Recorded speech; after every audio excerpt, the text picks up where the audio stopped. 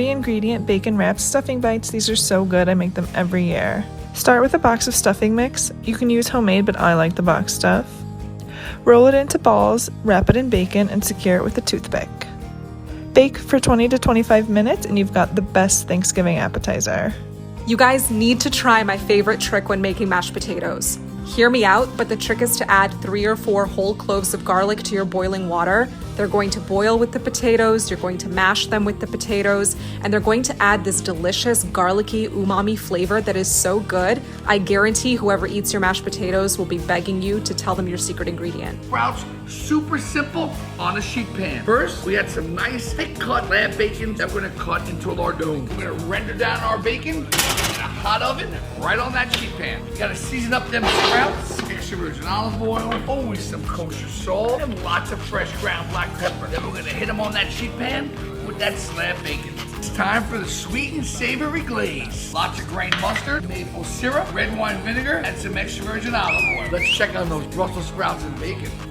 Coming in hot. We got the Brussels sprouts. We got the bacon. All going into that maple syrup, grain mustard. I'll see you at the dinner table.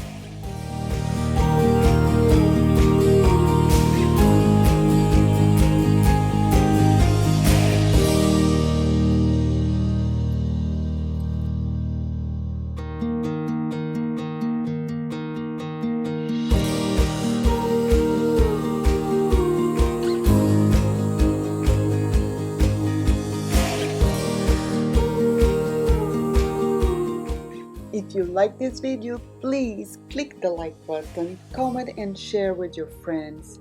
For the new visitors, please click the subscribe button so you can see more videos.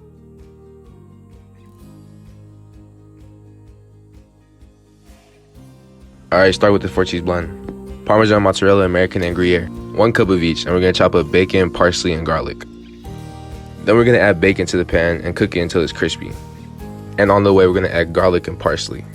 Once the bacon is crispy, add 2 cups of panko and a teaspoon of chili flakes and cook until the panko is brown. Then in the same pan, add 3 tablespoons of butter, 3 tablespoons of flour, and cook until it becomes one. Then add 3 cups of milk. While we wait for that to thicken, on medium-high heat, we're going to cook our pasta. After about 5 minutes, add the cheese and leave about 1/4 of a cup of cheese to mix with the panko mix that we made.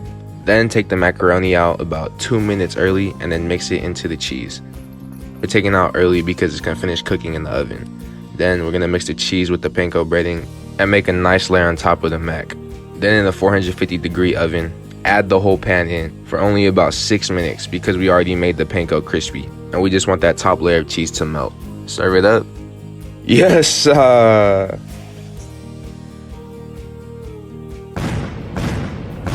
Thanks for watching.